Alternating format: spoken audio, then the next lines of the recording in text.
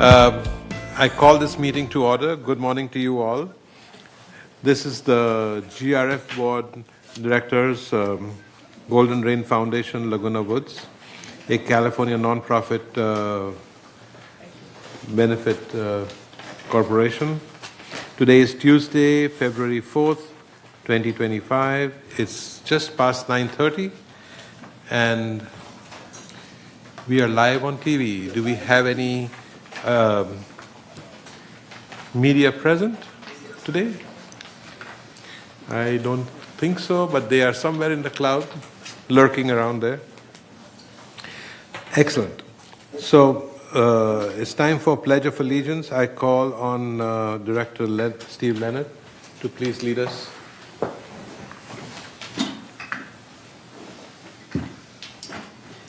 Begin. I pledge allegiance to the flag of the United States of America and to the republic for which it stands, one nation, under God, indivisible, with liberty and justice for all. Thank you. Please be seated.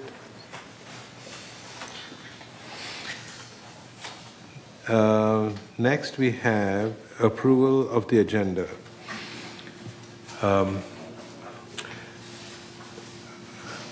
I ask for a motion to approve the agenda.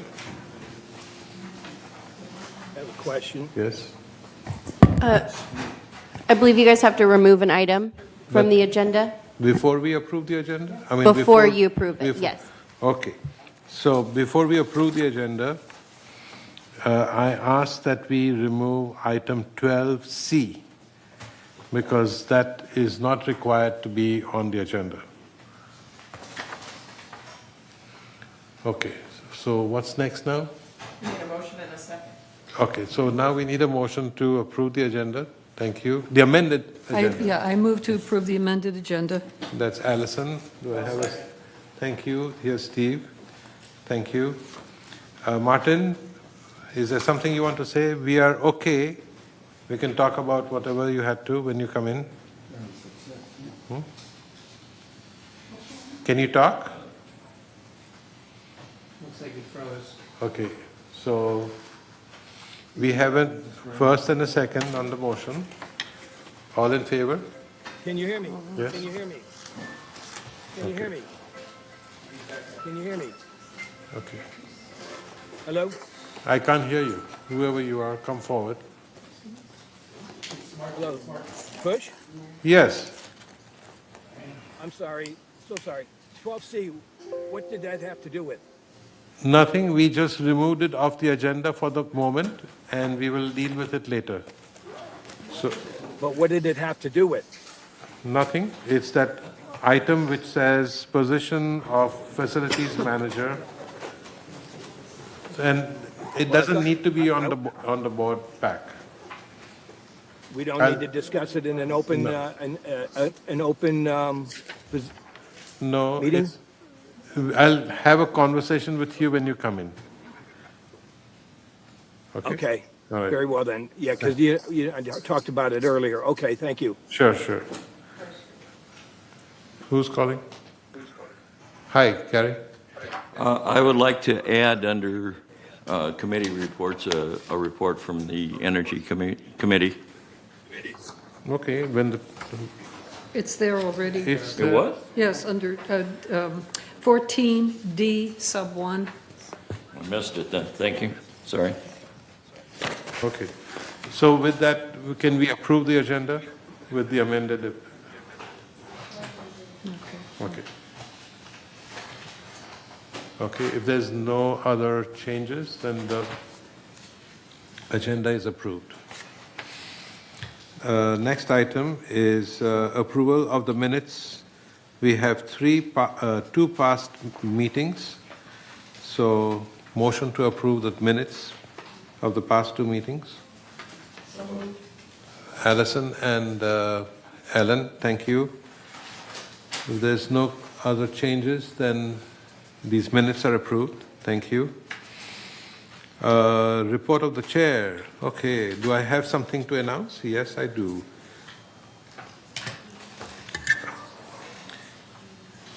Number one,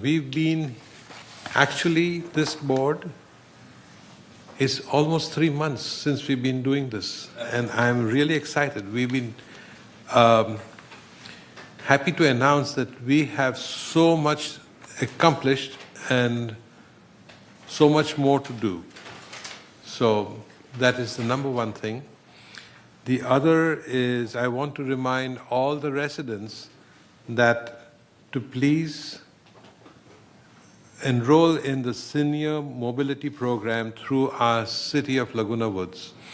I would like to raise this flyer again to be on television so that if you have missed it, please go to the City of Laguna Woods and enroll in this program. It's a taxi program, which is really a good way to travel if you really need the buses. This will take you from door to door for a small amount of $5. You would go visit your friend instead of changing buses and have to change more than once. So this is a very good program to be in. So strongly recommend you do that. The other is that we are getting close to I don't know if I think we can, because we did announce it when we were on television. I want to talk a little bit about the broadband program that we want to enroll in, or not enroll in, to initiate for our residents, because it makes more sense. With all the failings of our cable service, it would be a good idea to improve it, and it might even be cheaper for us in the long run to have this broadband program. And along with that, our television programming would improve substantially. So it will all be in one package and maybe much cheaper. So, and that is the important word, because people are very conscious that every time we talk about new projects, people feel that we are going to come up with some more expenses for them. And I strongly feel about that too myself.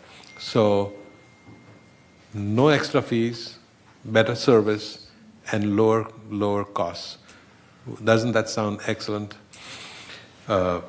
Besides that, I also want to congratulate one of our own board members who used to be part of a regional service. He's now being nominated by the President of our country, President Trump, to be the director of the National Labor Relations Board. And I strongly would like to congratulate William Cohen, our board of director, to be in that position. So please support him to be successful in this new endeavor that he's taking. Yes. Yeah. So today he's on his way to Washington to take over his new position. So congratulations, William, from all of us. Yeah. Well, has he been approved? He's been approved, and he's up there, so he's now no longer going to be with us, unfortunately, but we'll miss him. But this is his new position. That's what he wants. Yes, congratulations to Bill. And what else did I have to tell you guys? I think that's about it. Kush, Yes, sir. if I may, on the senior mobility program, I'd just like to add that to enroll, you can go to City Hall and you can take a cab to City Hall for free if you've enrolled in the system. So by all means, get out there, get in the program, and have fun. Correct, yes. And It's also on the website. there's lots of pluses in that. Free ride to City Hall, $25 just to go to airport, and a lot. A 10 miles radius in $5. I think you can't beat that. Is the next best thing as sliced bread, I would say. All right. With that said, let's move forward now. We've approved the minutes. We've done all that kind of stuff. So next is the CEO's report. Madam CEO. Thank you, President Bada. Honorable members of the board. This morning I want to highlight some key topics in the community, and I want to start with information about Southern California Edison power outages. Obviously, the message is to be prepared. Planned and unplanned power outage can happen at any time. VMS strongly recommends that all residents, especially those who depend on electricity to power medical equipment, register with SCE to receive alerts and updates. Residents are ultimately need to be responsible for their own preparedness. And per the utilities mandate, residents should address all questions and concerns regarding Edison work directly to Edison.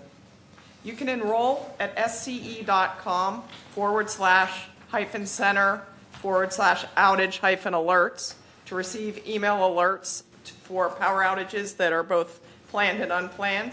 You can visit sce.com, their website, to view current information, to visit the outage center map, and to check the status of scheduled maintenance outages. You may also call SCE customer service at 800-655-4555 with any questions.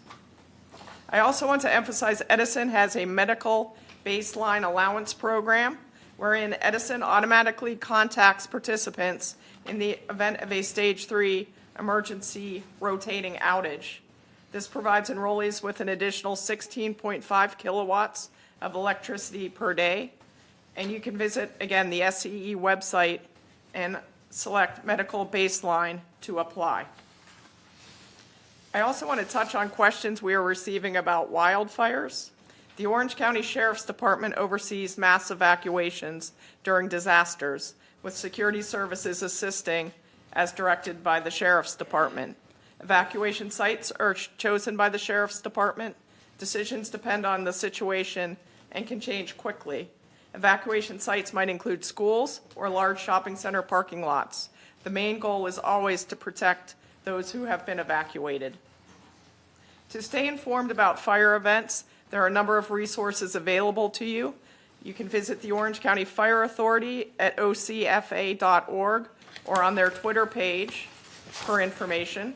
Statewide updates are available at fire.ca.gov/incidents. Residents also should enroll in Alert OC. Again, that's Alert OC.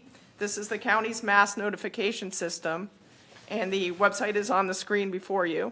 It is occ.com/about-county/emergency. OC Alert provides real-time sensitive messages directly to home, mobile, business phones with options for text and email notifications. So we want to make sure that everyone is plugged into the most up-to-date information. Residents are also encouraged to enroll in Code Red. This is the Village Emergency Notification System. This gives us the ability to deliver brief critical alerts via phone, text, or email to our residents. And you can sign up by visiting lagunawoodvillage.com and click Sign Up Today under the red and black Code Red icon located at the bottom right-hand corner of any page. Or you can complete your registration through the resident portal on the internet. Residents who have tree trim or removal requests should contact resident services to submit consideration of these requests for tree removal or an off-cycle trim. You can send them to resident services at vmsinc.org via email or call the resident services number at 949-597-4600. In terms of vegetation management, I want to share information from our OCFA fire prevention specialist.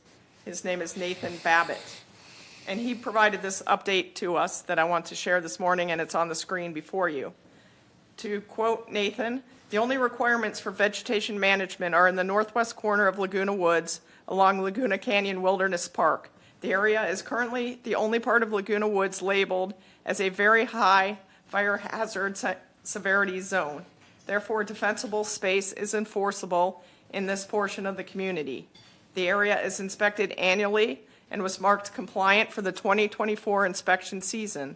We are looking to start our 2025 inspections in March, depending on the weather. OCFA, even in the very high fire hazard severity zones, cannot mandate the removal of healthy or mature trees. We ask only that dead or dying trees be removed, and OCFA will not mandate the removal of any living trees. Well-maintained, mature, and watered trees can actually provide ember protection in the event of a wildfire. We can only enforce vertical separation of trees from the ground or vegetation underneath to prevent a ground fire from climbing into a tree. And Kurt, our landscaping services manager, is working to set up meetings with OCFA and each of the boards. So that should be coming, and you can address any questions to OCFA at that time when the meetings are scheduled. Switching topics, the Laguna Woods Art Association exhibit is here. Residents are invited to the community center for the Art Association exhibit. More than 140 works of art adorn the first and third floors of the community center. Each piece is accompanied by a placard listing the artist's name and contact information, artwork title, medium and dimensions, and price if it is available for sale. Starting Friday, February 3rd, residents may vote for their single favorite artwork. An official ballot is available in the lobby. Drop the completed ballot into the lobby ballot box, and the winner will be announced in the What's Up in the Village on Friday, March 7th. The exhibition is open during community center hours, which is 8 a.m. to 5 p.m., Monday through Friday. And lastly, we're pleased to announce that AI translation is now available in resident services. VMS offers enhanced communications via an upgraded AI-powered translation tablet. This new technology offers advanced speech-to-speech translation, greatly improving the experience at resident services for our non-English speakers. This also provides faster, more seamless interactions and marks a positive step towards fostering an environment where all residents enjoy a sense of belonging. And with that, I conclude my presentation this morning. Thank you, Siobhan. Yes, Martin. Question, Siobhan. Thank you for the report. What did Edison, anybody else besides me experience that 15-hour outage that occurred the night before last? What explanation did you hear?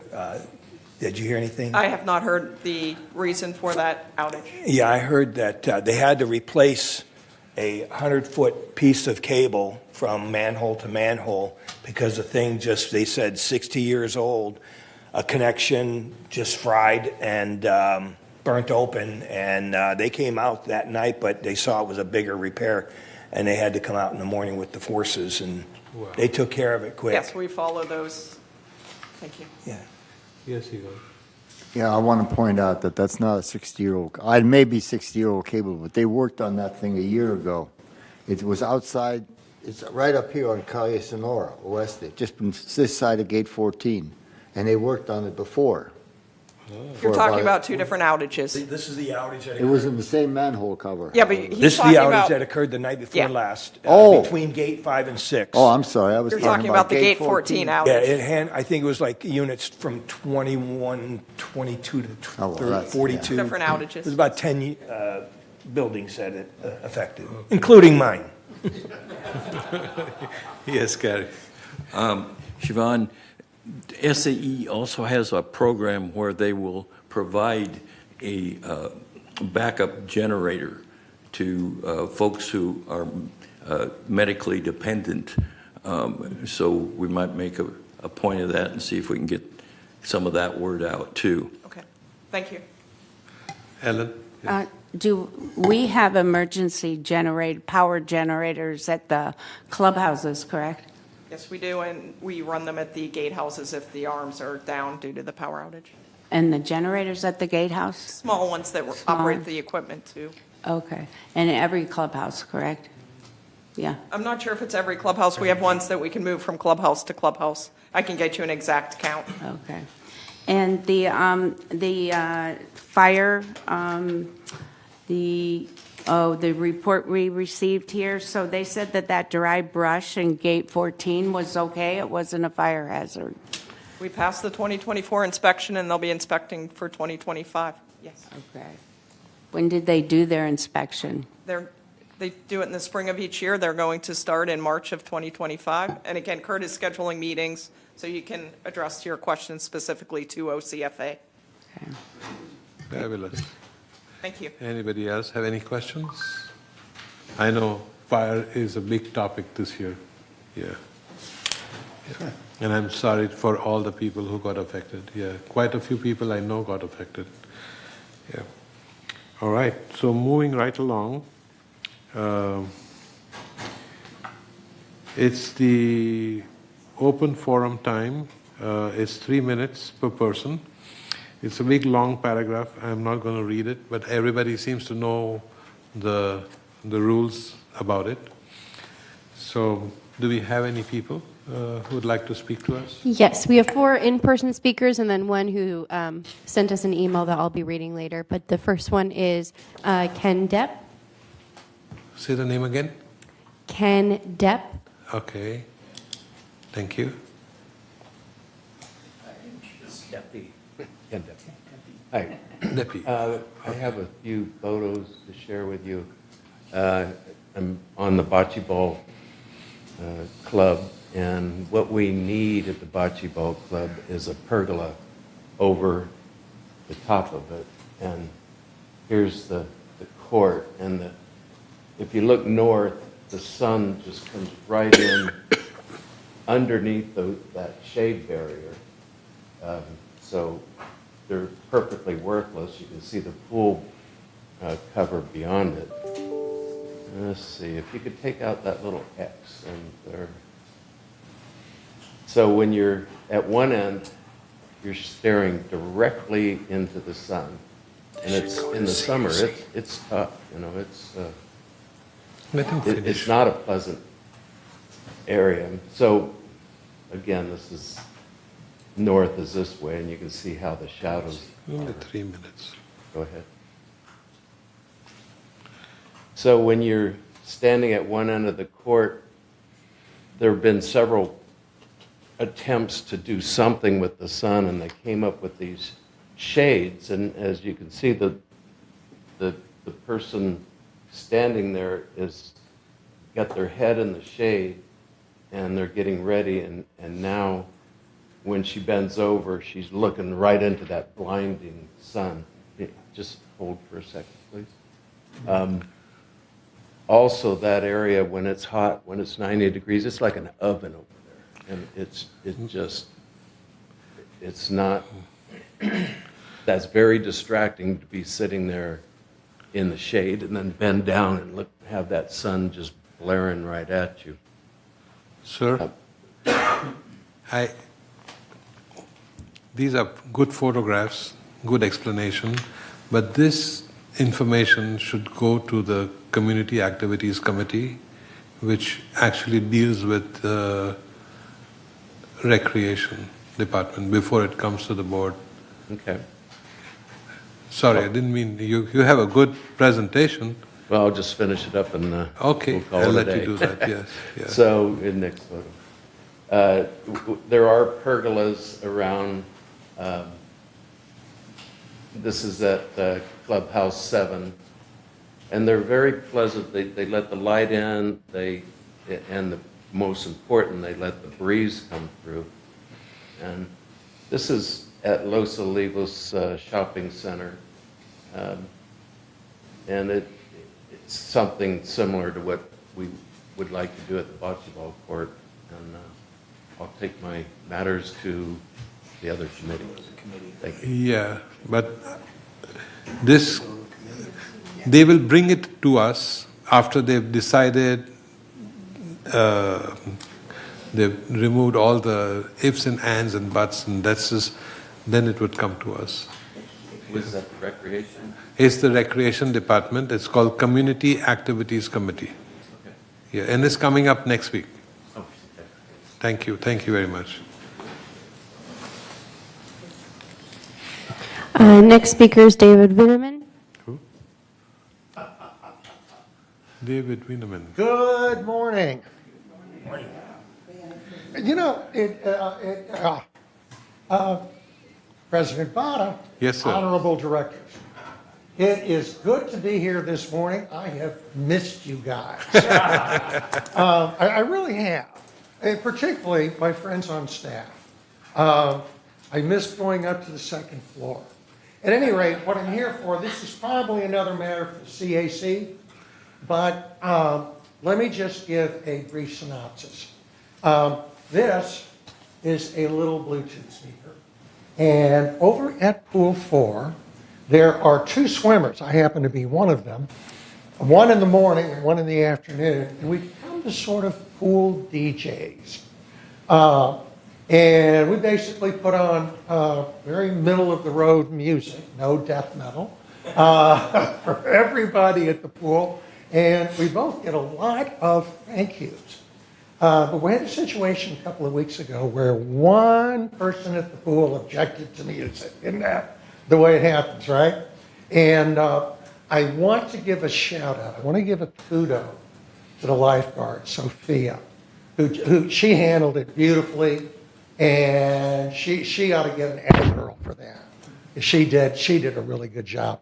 At any rate, I'll take it to CAC, and my request is that CAC and the board consider perhaps moderating the policy just a little bit so that swimmers who like music, and it's the overwhelming majority, because people come up every day and say thanks, so they can have a little bit of music and we can all have a little bit of fun over there.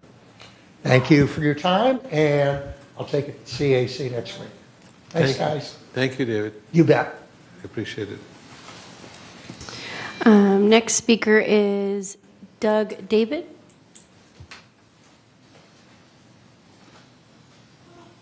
Yeah, hi, good morning. Today's subject is Clubhouse 1 driving infractions, namely illegal left-hand turns occurring. Two people are going the wrong way on a one-way street pathway. That will be synonymous in this lecture. Drivers are not stopping for the stop sign before they make the illegal left, and also speeding. Geographically, let's get a little bit oriented. As you come off of Calle Aragon to the right-hand side, there are three parking areas. The first one we'll call parking lot 1. The second is the middle one, parking lot 2. And parking lot 3 is near the bocce court. On the other side of the island is the bigger parking lot, which is parking lot 4. And all the way in the back where the gym is, that's parking lot 5. There is one pathway off of these lots 1, 2, and 3 that lead to the gym area. There is no exit for this particular parking lot, so these cars must exit how they entered. There is a semicircle with an island at Clubhouse 1, which we all should be familiar with, that leads to the main clubhouse area. At the beginning of the island, there is a beginning of the island meaning near Aragon, all right? There is a solid yellow double line which starts at the island and it ends at Calle Aragon. The majority of the cars from parking lots 2 and 3 are exiting the clubhouse by making a right turn out of 2 and 3 and making another right into parking lot 3, which is the first parking lot. And they approach the stop sign. The cars in parking lot 1 back out and go directly to the stop sign. The cars from the gym exit on that pathway previously mentioned, and they make a right onto lot 3. And they're sort of literally hopping it up, speeding. And they approach the stop sign. By the way, this was speeding sign. It says 10 miles per hour, and that sign is seen back by the pool, in the back lot. All the cars then make the illegal left-hand turn instead of making a right-hand turn to navigate the semicircle to approach Calle Aragon to exit the clubhouse. Infractions and safety concerns, we already spoke about the infractions that are occurring. Drivers getting, people are pulling into the parking lot 3 area off of Calle Aragon. This is a safety issue. Could have an accident with the car making the illegal left that's crossing the double line. Mr. David, is there a point you're trying to make because you're out of time? That was 3 minutes? Yes, sir. Oh, really? All right. Fine. You've given us a lot of traffic information, but I don't know if anybody got a point that you're trying to make. Okay. I do bocce ball, so I'm real familiar with the area and what you're talking about. And I got to admit, I'm making them left-hand turns too. And nothing's going to stop it, I don't think, unless we put some barriers, some bollards or whatever. You need signage. You need signage. Well, signage isn't going to slow much of anybody down. I'm sorry. I live by 2 right-hand turns that nobody slows down for the stop signs. If you really wanted to stop it, you'd Do you have to put guys want bollards to meet at a different time? Sure. Huh? Sure. Fine. Why don't you take his name and number from? There you go. Let's go to the traffic committee. Yeah. Got it. And sorry. You want to send this to the security committee so that they can That look would- into it and Either make a that recommendation? That would or make sense. The mobility committee. Yeah, I whichever. was gonna look there on February 26th. I think they have a meeting of February 24th. They have a meeting at the end of the month. But if it's 3 minutes, it's like. I understand, but this is not the venue for this kind of thing. Okay, well, Yeah. like you said, I'm here 4 years, and a lot of things weren't told to me when I moved I'm here. sorry, Moved but- here, We're trying our best to make certain changes which are brought up But, by residents like you. Nothing's, like I said, nothing's gonna stop until someone gets killed Okay. or has an accident. No, we'll change it. Okay. All Talk right. to Gary Thanks and a lot. maybe Steve. I'll wait to hear from you, Gary. Go to security Huh? committee. Yeah. Thank you. Yes, Martin. I just wanted to make another note that people coming forth, you got to know that a lot of the work is done at the committee level. Yeah. And that's where you need to bring these items to. And once it's gone through committee and because that's where the whole, the corporate membership is represented. And, once they've come up with something and that needs to go to the board, then we'll take it from there. But, Correct. yeah, please. Yeah, thank you. Sorry, we don't want to disappoint you, but this is the system, the way it works, because otherwise we'll have 18,000 people over here asking for 18,000 different things. So thank you for bringing this up. Appreciate it. Next speaker is Richard Rader. Good morning, Dick Rader, 270D. At a GRF media meeting, I think it was last week, I congratulated them, the staff, because they have produced very excellent articles on why we should be stopping at stop signs. But then I asked them, have you informed the residents in any way of the new fine? No, was the answer.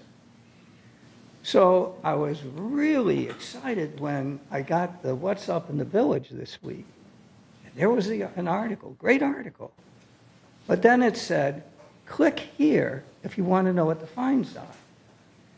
So you click on it, and then what happens is you have to sign in. Your name and your password and all of that. And the point I want to make is this. There was a reason why the fine for stop signs changed. And I think it's important to let people know, and I'll let them know right now, for the few people who might be watching, and also for the board if you're not familiar. It used to be $50, or you had a choice. You could go to, I think it was a traffic seminar or something. But now it's been raised to $200. And there's multiples of that if there's multiple offenses. I think it's really important in terms of just transparency to just come out and say it. let people know. Because I'll tell you what I'm doing now. Every time I approach a stop sign, I'm thinking, I do not want to pay $200. And so my foot is on that brake pedal. And so in the interest, and I will just say this, one last point. I could just imagine somebody getting caught. And they come and they say, but you didn't tell me. It wasn't fair. Let's just let people know what we did and why. Thank you. Yes. All the fee schedules are part of the annual mailing that went out in November, just as an FYI. Thank you. Yeah. Anybody else? Oh, yeah.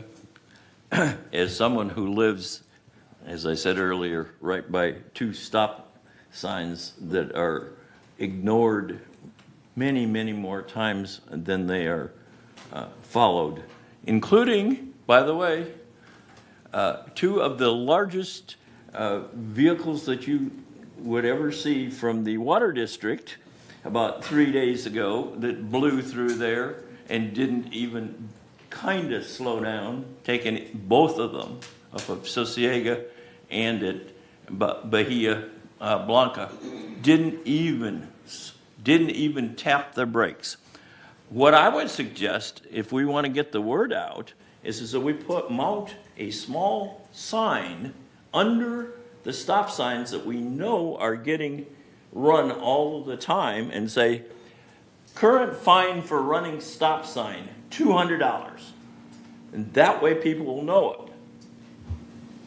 Putting it in a mass mailer is going to be ignored more than it's ever going to be seen. What? $200 violation. Right. And just put that right under the stop sign. It'll make people think about it. Let's discuss it. Question. Yes. Could you bring it up to security and we can take it from there? And again, I just want to state for everybody here, when we take member comments, we're supposed to take all the members' comments and not get into a conversation and wait until the comments are finished. And then if any of the directors want to address any issues, they have an opportunity to do so. Yeah, just, we will miss somebody. Just again.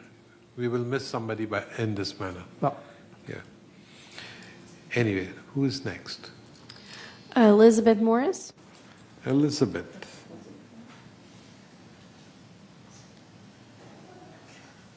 I don't have a copy of the agenda, and I don't know if this is on the agenda, but I wanted to speak to you about the bus service locally in our village. That was the main reason I bought here 15 years ago, and I have used it, and it's been a marvelous service. I'm concerned because the other day I had an experience that really stunned me. A bus pulled up, and I recognized it was not the usual configuration. And it turned out that the driver had to get out and put the ramp out physically. It was a new situation where the door for the ramp swings that brings out, and then they have to pick it up, put it over to the sidewalk or wherever it goes, so that people who use machines like I use to get up the ramp, and there are many, many people, and this is the issue, there are many people who use that. Now, I know not one of you came on the bus today like I did. That's why I was late, because the bus doesn't start till 9 o'clock. I got here at 10:15, and I had to take 2 buses. So people who use that bus service, and if you ride those buses ever to even talk to the people, you'll learn a lot of information about what's going on in this community that you're not happy about, and they're not happy about. But at any rate, the bus driver had to do that. Then he had to lock it all up, get into his seat again. And I was stunned that he had to do the service to set up the bus that was built for our service in the community. And I've been arguing I talked with one this morning, and he says that the community and the state have a rule that drivers of these buses are immune from any legality of issues. Now, I don't know. So one of you must be chairman of some committee that goes into this. But anyhow, I want to bring that issue up because there are the other thing that astonished me was when after I got into the bus, there were no seats on the floor.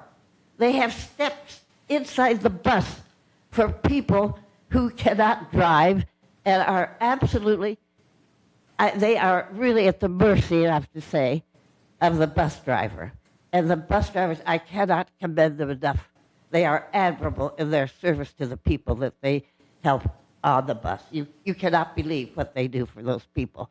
And there are people, you step up, I mean, who thinks of having to ride a senior citizen bus that has steps in it? I think, I'm speechless. And I've been seething about it over the whole weekend because it just is so incongruous with the community purpose to make, if you want to do away with the bus service, do it in a dignified, professional way. Announce in so many years there's not going to be bus service. And anybody that comes in understands that when they can no longer drive, every transportation is their own personal responsibility. Taxi service in this community is very iffy. Elizabeth, we are out. Very iffy. We are and out. I have been Elizabeth? I cut out using the paid ones because they charged me a no-show fee when they never came to pick me up. Elizabeth, we are out of time. As a time? I'm sorry. Well, I hope that you understand. We do. This is a critical issue that I think the liability for the residents and the GRF We'll work should on be it. Thank thoroughly you. exhausted. Thank you very much. Thank you. Thank you. Next speaker is Marie Collins.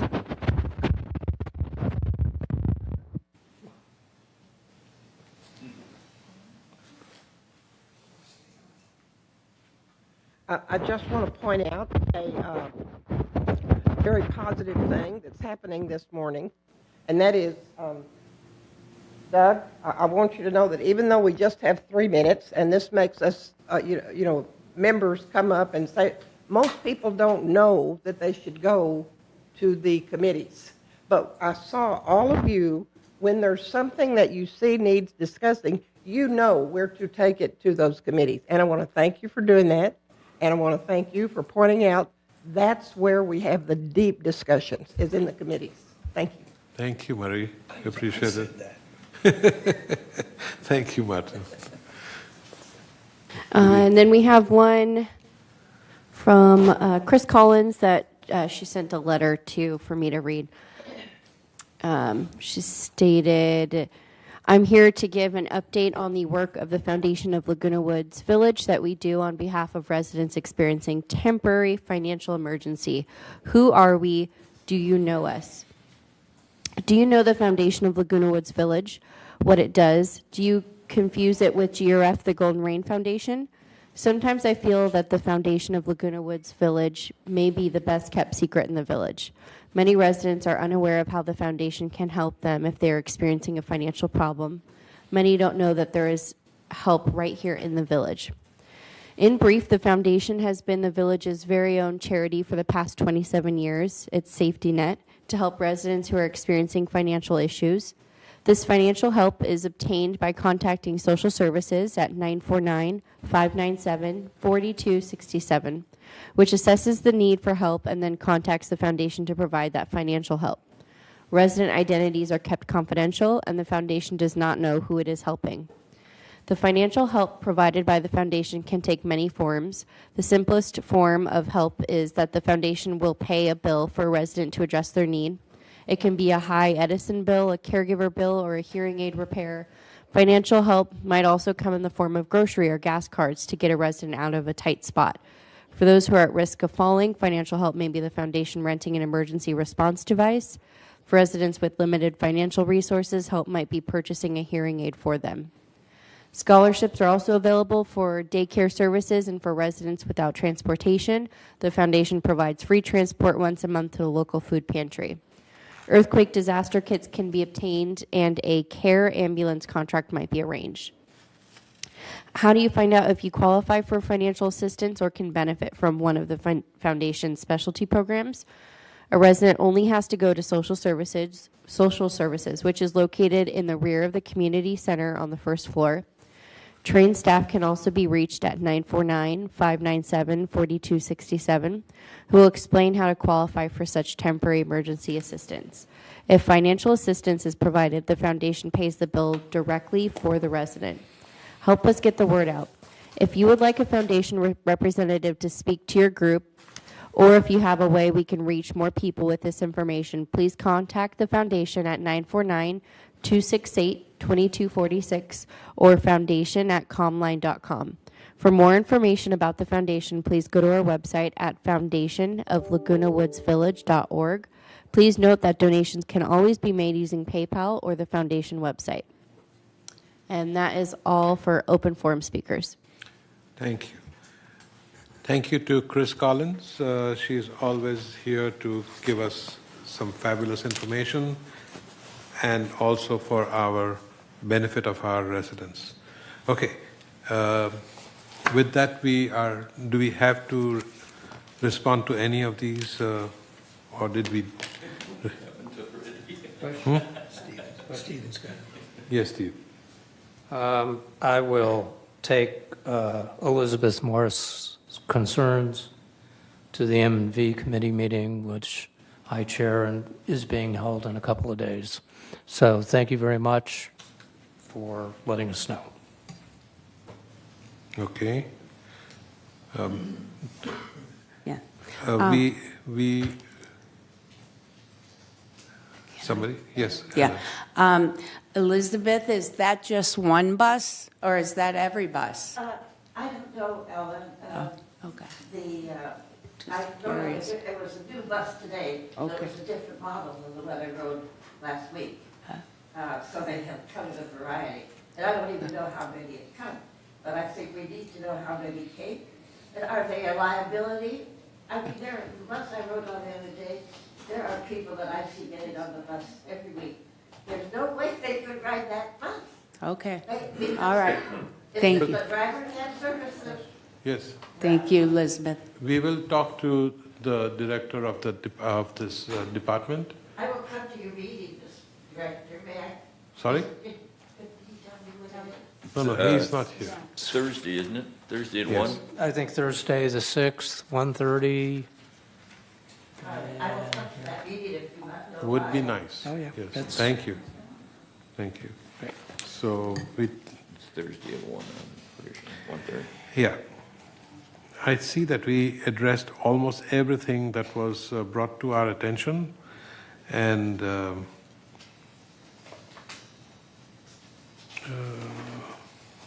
yeah. So if we can move forward to the next item.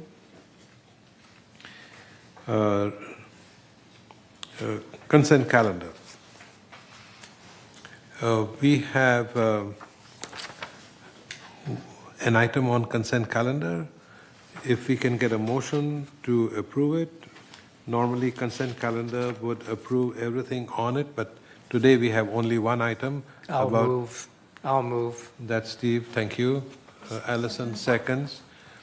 If there's no objection, then the consent calendar is approved. Thank you. We have nothing on the unfinished business. Next item is new business, and that is update committee assignments. Can we get we may have to make changes for the things that we've been talking about, but currently let's approve this committee assignments, and looking for a motion to approve that. Anybody? Well, I'll make a motion to approve it. Yeah, he's got to read the But changes. but if we're going to make changes, can we make the changes before we read it? No, we can't. As we read it, we can make the changes. No, we can't make the changes I am talking about because, there's a reason for that. Let him read it then. Okay, go ahead and read it, please.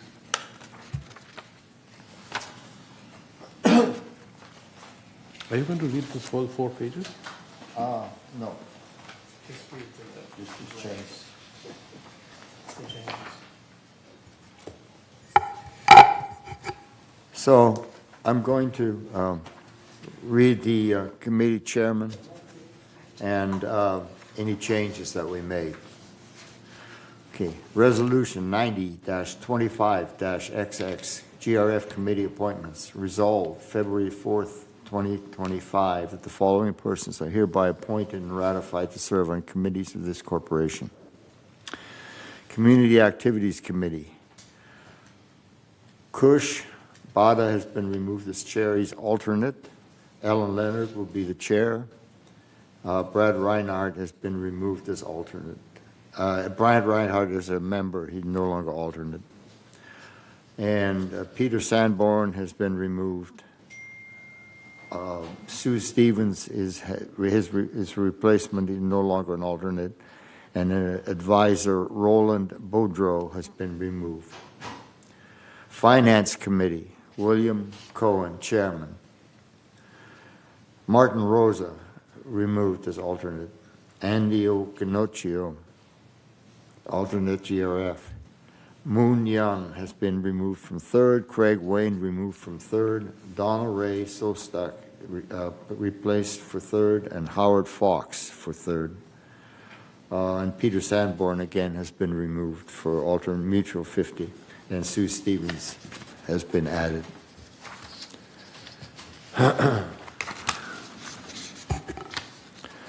Information Technology Advisory Committee, ITAC. Kush Bada removed as alternate. Gary Durst replaces him as alternate for GRF. Landscape Committee. Kush Bada removed as chair, becomes alternate. Brad Reinhardt is chair. Allison Bach removed as alternate and is a member. Riza Karimi removed for third. Donna Rains Sostak has been replaces him for third. Sue Stevens removed from Mutual 50 as an alternate. Maintenance and Construction Committee, Brad Reinhardt chair. Peter Sanborn, Mutual 50 removed. Media and Communications, Allison Bach chair. Gary Durst removed. Ellen Leonard replaces him. Craig Wayne removed from third. Howard Fox replaces him. Peter Sanborn removed from Mutual 50. Sue Stevens replaces him. Broadband Ad Hoc Committee. Kush Bada has been added. William Cohen removed. Peter Sanborn removed. Sue Stevens removed as alternate. Jim Breach has been added as Mutual 50. And advisors, Jim Cook has been added. Juanita Skillman has been removed. Mobility and Vehicles. Nancy Carlson removed from United. Stephen Leonard is chair. Nancy Carlson removed as United. Anthony Liberatore replaces her. Peter Sanborn removed as Mutual 50. Security and Community Access. Egon Garthofner chair, and Peter Sanborn, Mutual 50 removed. Disaster Preparedness Task Force. Eric Nunez chair, co-chair. Martin Rosa co-chair. Monahara Montawi is now full member, replaced as alternate, and Andy Ginocchio is alternate for GRF. Peter Prater is an alternate for United, and Anthony Liberatore is United member, is United representative. And Vijay Kale, alternate, removed for United. And among the advisors, Bruce Bonbright has been removed. Laguna Woods Village traffic hearings, chairs will alternate between the boards. And we have S.K. Park is added as an alternate for third. Robert Muchnick is removed as alternate, becomes a regular member. Maggie Blackwell is an alternate for United. And Vijay Kale is now a full member. Sue Stevens removed as alternate Mutual 50. And Glenn Miller becomes a Mutual 50 representative. Select Audit Ad Hoc Committee. There's been a name change. This used to be Select Audit Task Force. William Cohen, Chair. Allison Bach, GRF. William Cohen, Chair. Peggy Moore removed from third, and Candace Tisdale is the VMS third representative. Executive Hearing Committee. William Cowan, Andy Ganocchio is for GRF. Ellen Leonard is an alternate, and Kush Bada has been removed. There's no chairman for this committee. Space Planning Ad Hoc Committee. Kush Bada, Chair. Egon Garthofner added. Andy Ganocchio added. SK Park removed. Riza Karini replaces him. Robert Muchnick as a new member for third. And Peter Sanborn is removed from Mutual 50. Energy Ad Hoc Committee. Gary Durst, Chair. Andy Ganocchio is a new member, and Allison Bach has been removed. The Revenue Generating Ad Hoc Committee has had a name change. It is not Revenue Generating Committee, it's not under Finance. Allison Bach is the chair, and Kush Bada has been added. El Toro, no changes in the rest of the Have a motion to approve the changes to the committee selection? Second? Discussion? Kush? Yes. We have a lot to cover here. I want to start with my committee, Mobility and Vehicles. And what is not listed here is that Maggie Blackwell has been removed from United, and she's been replaced by Jean Costello. By who? Jean Costello. Okay. Did you say Jeanne? Jane? Janie. Is it Jean or Jeanne? Jean Costello. That was verbally confirmed to me directly by Miggy Choi. I think that there was a change recently with the United directors on your committees. However, they haven't approved that at their United meeting. That won't be until next week formally. So that's why those changes aren't reflected on this month's committee assignments, because we have to go through that formal process to be able to record everything. Sorry, my mistake. And the other thing is that on the Finance Committee, since William will no longer be here, That will happen we can't- later. we We can't- haven't received his we haven't received. resignation. Oh, So- We haven't received his resignation yet, So so. that's okay. why, yeah. never mind. So that's why I didn't bring it up. Sorry about that. And William is in many different places, so we will have to make all the changes later. That will happen next month. So. Yeah, that's true. So we have a motion and a second. No objections? Okay, so it passes. Thank you. Next item is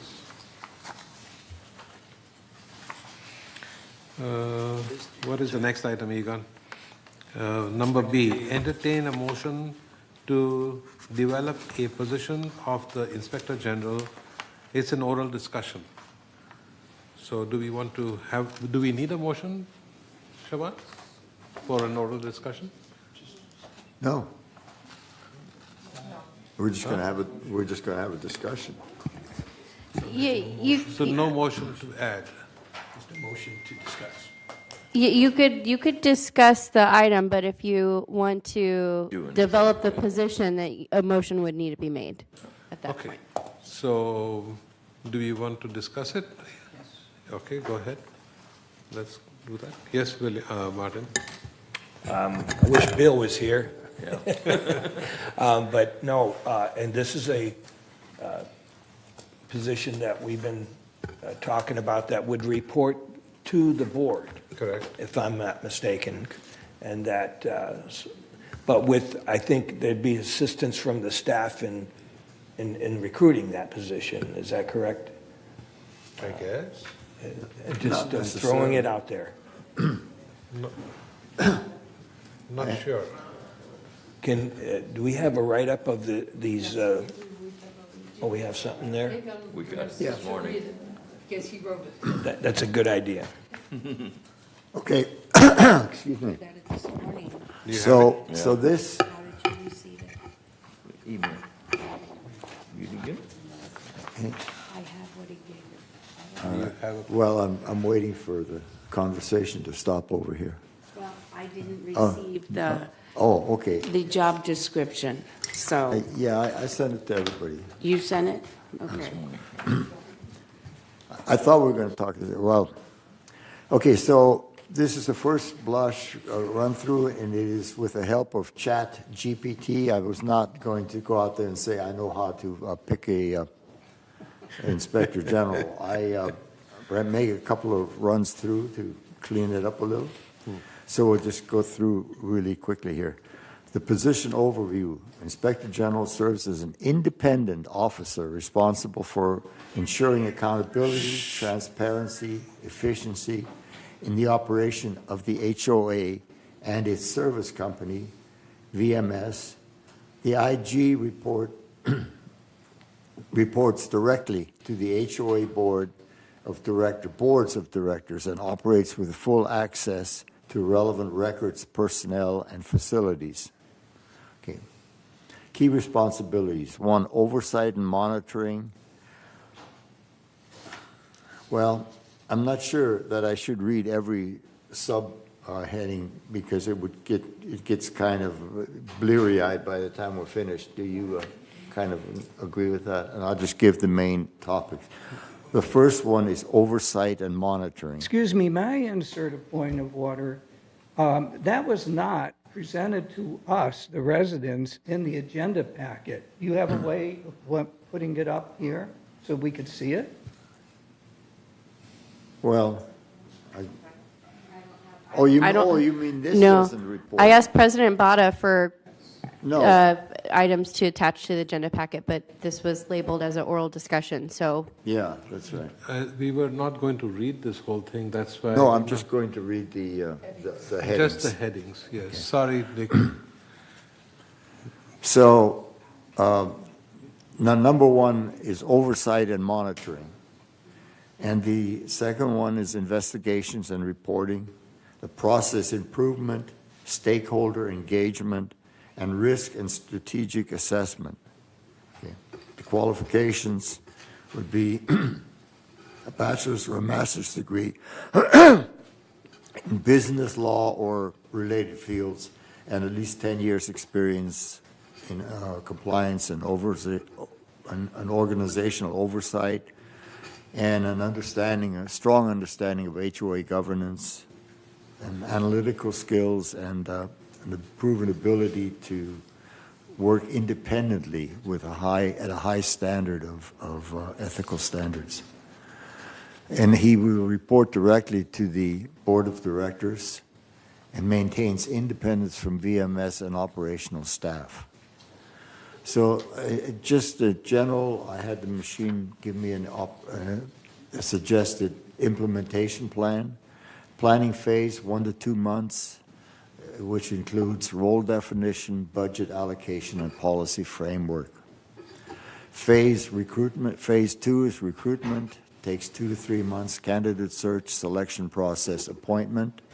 Phase 3 is onboarding and initial assessment, 3 to 4 months. And that would include orientation, resource allocation, initial assessment. And phase 4 would be full implementation, ongoing operational oversights, reporting, and continuous improvement. The directors have a copy of this, and if you want to, we can have copies made for anybody that's interested. Yes. Yeah. Yes, Al. So,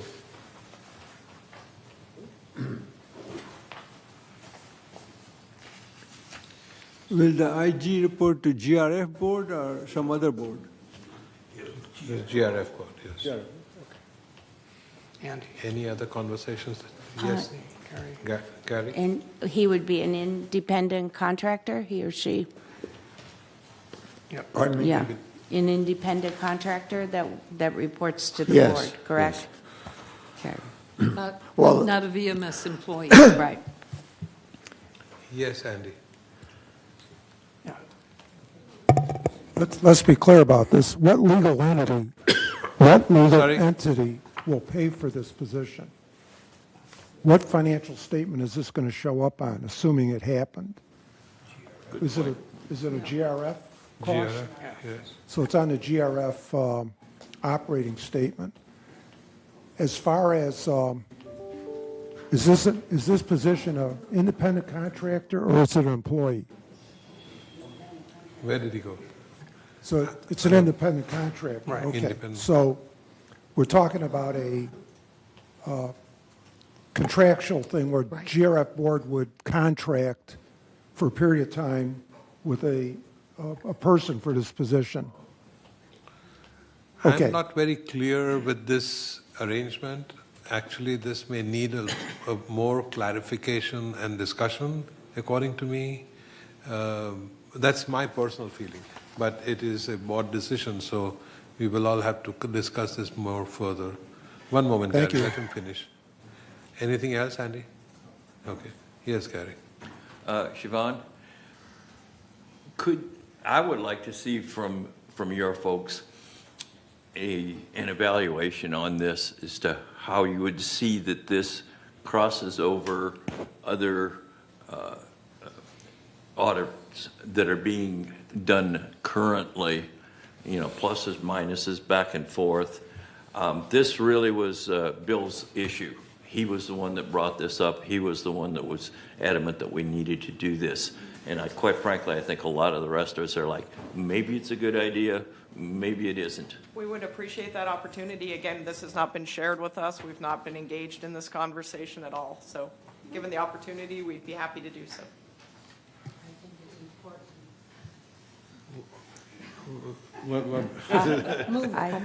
Let's go in a line. So, Ellen. I think it's important that we maintain the concept of it, that it reports to the GRF board and independent contractor.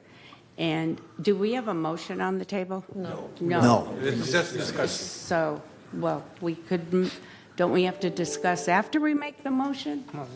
No? Okay, all right. Okay. Yes, Alison. It's important that we define what problems we're trying to solve here. What would this job help us to improve as a managing board? So part of the analysis on this has to be an analysis of what we are trying to resolve, what we're trying to improve, what we're trying to solve, and recognizing that it may be more than one person, it might be a number of people that fill the job depending on the problem on hand. That's my observation on that. But it clearly belongs now back to VMS, to HR to help us define this, my book. Good. Yes, Steve first and Yvonne second. So, William's not here. He can't speak to this, but in our conversations that we've had, all of us within the board regarding this Inspector General, I believe the main focal point in the desire to have this position is that given the amount of responsibilities that this board has as trustees for all the myriad of buildings and amenities and costs and stuff, we spend a lot of money, and we have a management agreement with VMS. There have been occasions when things have been implemented to be tasks to be performed, services to be rendered, that the outcome has not been to the level that we thought that it should rise to. And the way that we as a board and as a trust can do a better job in working with our management company is to have a professional who can say, this job was done, these are the things that could have been done better, to start putting those kind of policies into place with the managing agent, so that when something doesn't come out as well as we would like it at the next project, whether it be parking lot lights or flooring in a clubhouse during a renovation or whatever the case may be, that we don't have that issue again on that issue. And there have been a number of these, particularly in very large-scale, expensive jobs, like the renovation of Clubhouse 1 and Clubhouse 2 in sound mitigation, flooring, and the like. And even though it's been, years between a renovation of one location and another, something that did not go well in the first one, we had the same problem in the second one. So we're missing some things. We're not learning from the issues that are coming up to us. And yes, it's going to cost money, and we're going to have to figure out how to budget that and how much money that's going to be. And that's going to be solely a GRF responsibility, because this is a position that would be reporting to the board, and it would be an independent contractor and not a VMS employee. So that's my understanding of the situation. Yes, Igor. Yeah, I want to point out, just when I read the initial go-through, remember the second part that I read out was the implementation plan. And phase one of that is a planning phase for 1 to 2 months for us to meet and discuss and lay things out. And 3 things we will do in that is, one is role definition, exactly what's going to be. Finalize the job description, establish reporting lines. Number 2, budget allocations, and we'll have to work that out. And then 3 is framework, policy framework, develop policies and procedures governing the IG's work. And so we have a couple of months to do this. We're not planning, we don't need to do this here today, nor do we need to come to any kind of conclusion. We may make any number of changes, but I think in our initial discussion of this, which was in our last closed meeting, I thought as soon as William brought it up, I said, this is really a really good idea for something that I've been worried about for a long time, that we are voting on things and doing stuff that we don't have a full understanding of. And in addition to that, another thing was brought up for a technical manager of sorts to help out with other situations. So this is a 2-pronged thing that we're looking at in order to improve our decision making. And we don't have to do it today. Thank you. We did have some solution on that. And yes, Martin, you. Yeah, real quick. So we're talking about a motion to develop this position, and we're having a discussion about it, but we really do agree with Gary that we need VMS's input on what they think about how this can come about, because their opinion, I would think, really matters in as far as developing the role. That's my point. But the thing of it is what I don't think this position will. It's like our concerns about, like, we're going to start looking over the next months about the 26 budget and the capital expenditure budget. We don't need a bunch of inflated numbers coming at us. We need some education in those numbers to, and I don't believe this position maybe this position can handle some of that. But it's just there needs to be a a closeness there between us and the finance staff about getting accurate numbers to us about capital expenditures, because I don't want to see inflated numbers. You follow me? Ellen and then Gary. We're not talking about finance all the way here. We're talking about an appointment that will strengthen our commitment to the governance and our fiduciary responsibility to promote resident trust. There is a mistrust happening in the village. And this has You just said fiduciary. Yes, fiduciary, and and there is a mistrust in the village about Well, that some of brings the in things. money. Let's talk about broadband's going to bring in money. Let's talk about maintenance and construction. We need to have some oversight there.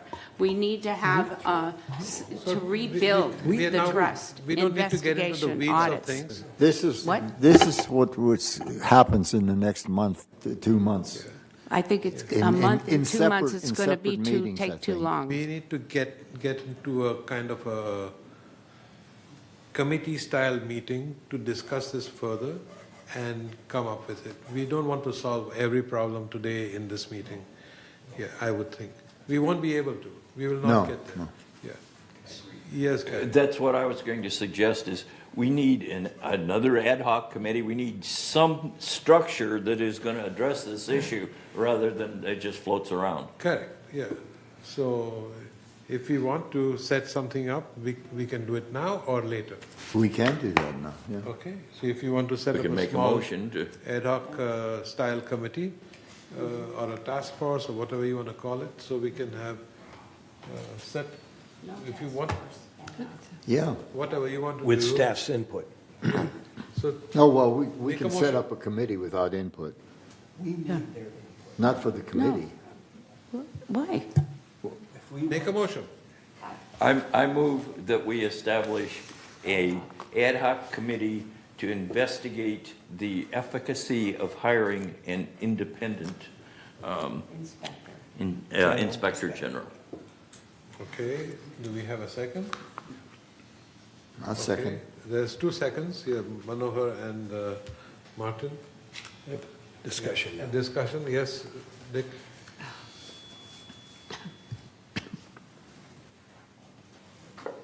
I have a quick question on just what was raised. Would that be a open committee meeting? Would that be an open committee in which you can have advisors on from, Still struggling with the concept yet. well, 1 second, is it an ad hoc committee? Can we have advisors on it? Yes. Of course. Could go either way. Yeah. that's excellent. I agree with that, because I just want to raise a couple of things about this that occurred to me.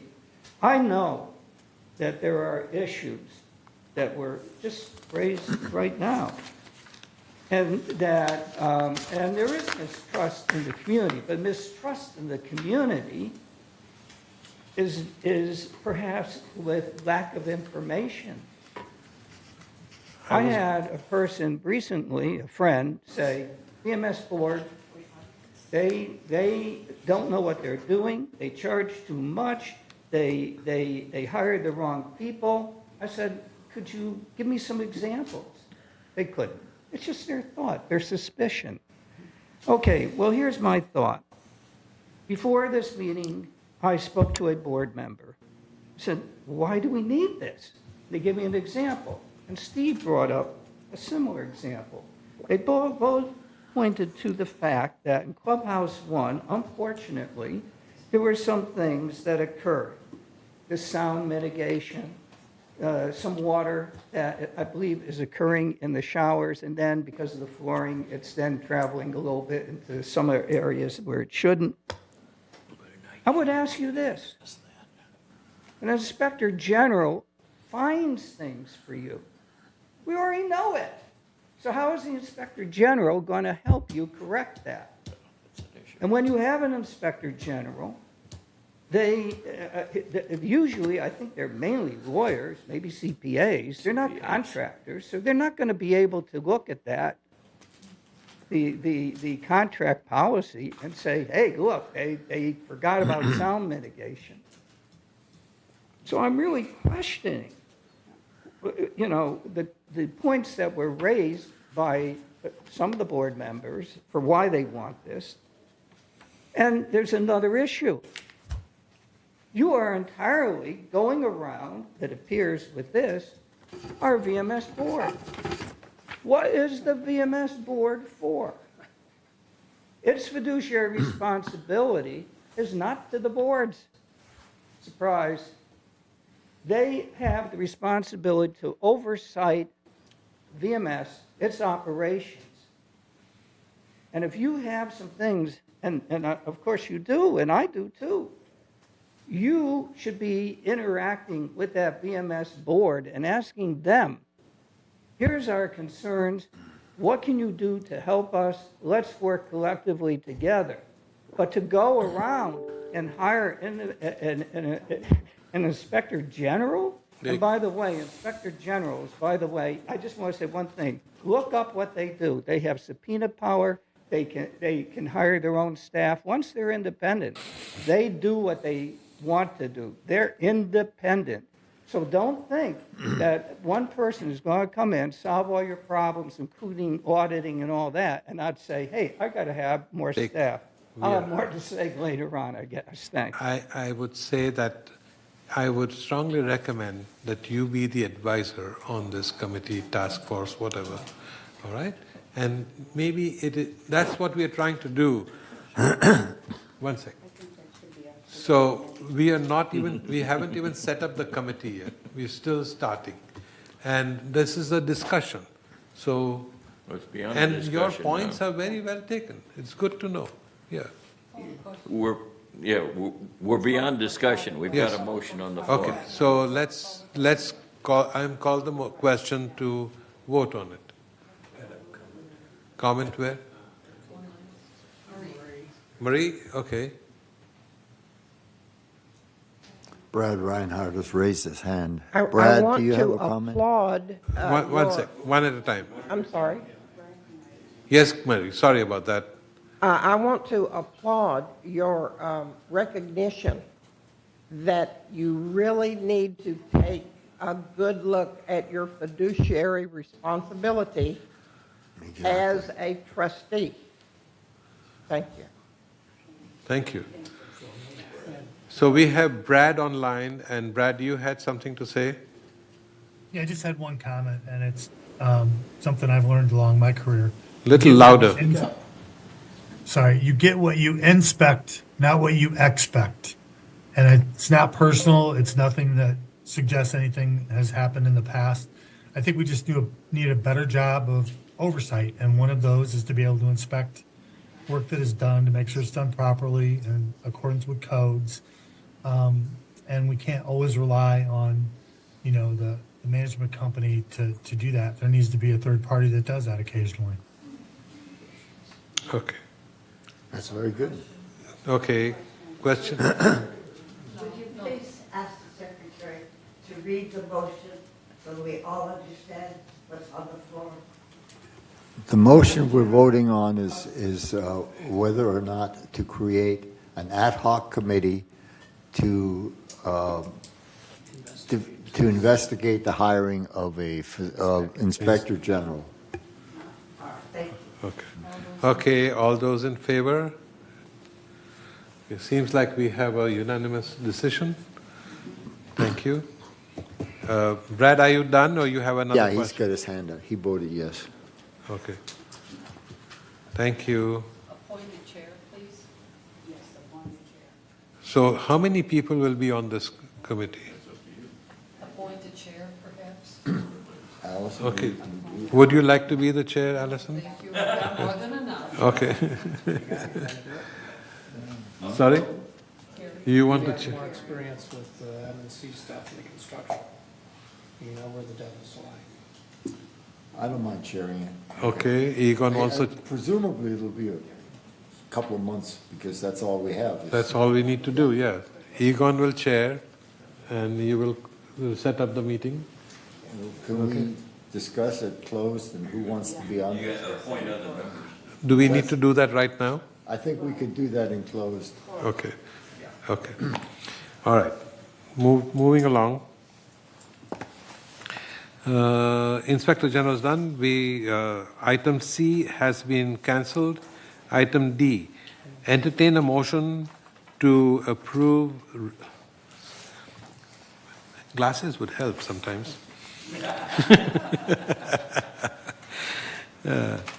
Entertain a motion to approve revised Media and Communications Committee name and charter and name change and charter. Sorry. Yeah. Thank you. Second. Well, the resolution needs to be read by the secretary. Before we have a second? Yes. Okay. He's got to introduce Okay, He okay. reads it, he moves it. Okay, Generally okay. what happens. Okay. Boy. 12D, agenda 12D. Huh? Yeah, this is insane. This is interesting. Just a name change, huh? Resolution 90-25-XX, Golden Rain Foundation of Laguna Woods Communication Committee Charter. Whereas the Media and Communication Committee, formerly the Broadband Committee, has been established pursuant to Article 7, Section 7-1-1 of the bylaws of the corporation, and whereas the charter has not been updated since June 4th, 2024, and now therefore be it resolved February 4th, 2025, that the Board of Directors of this corporation hereby assigns the duties and responsibilities of this Communication Committee as follows. General responsibility. The committee shall comply with Resolution G-9-95, General Duties of Standing Committees, adopted October 3rd, 1989, as follows. Advise and recommend to the board goals, policies, and expectations in the committee's area of concern and evaluate management's divisional performance. Goals, policies, and expectations should be qualifiable or measurable whenever possible. Ensure mutual understanding between the committee and management regarding approved goals, policies, and expectations. Monitor and assess the extent and quality of operational performance within the committee's scope of responsibilities. Align board expectations, management performance, and resident experience to achieve optimal congruence. Seek the most efficient cost-benefit results within the committee's area of responsibility. Review long-term needs of Laguna Woods Village community, including resident facilities, services, and programs within the committee's scope, and provide recommendations to address future requirements. 2, community communication and engagement. The committee shall promote two-way communication within the community through all available mediums, including digital platforms, social media, newsletters, surveys, town halls, and other interactive methods. Ensure communication strategies are inclusive, accessible, and tailored to the diverse demographics of the community. Conduct regular assessment of the community feedback to improve communications services and address unmet needs.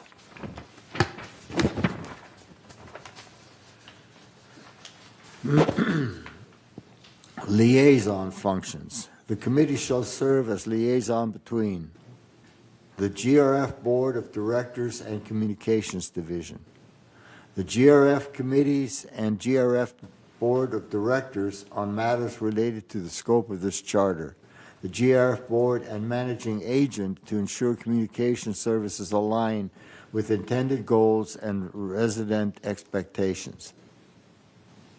Oversight of financial and capital resources.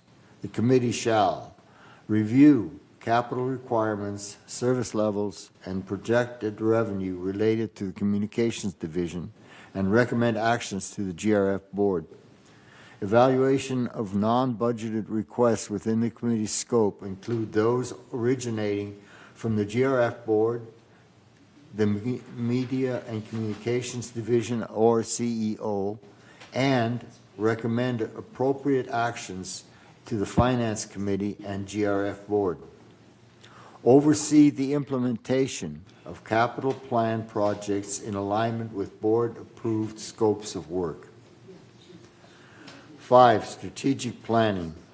The committee shall monitor and integrate emerging technologies and trends in media and communications to enhance services and resident experience.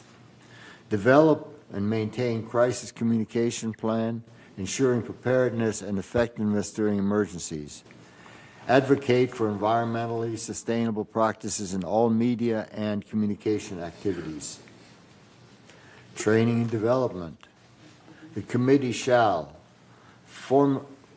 facilitate ongoing training and for committee members and staff to stay current with best practices and innovations in media and communications. Promote education within the community regarding Communications Division services and transparency in decision-making processes. 7, reporting and accountability. The committee shall provide regular updates to the board, including progress towards goals, budget adherence, and insights from community feedback. Establish and report on key performance indicators, KPIs, to measure the effectiveness of communication efforts. Recommend updates to this charter every 3 years to maintain its relevance and alignment with community needs.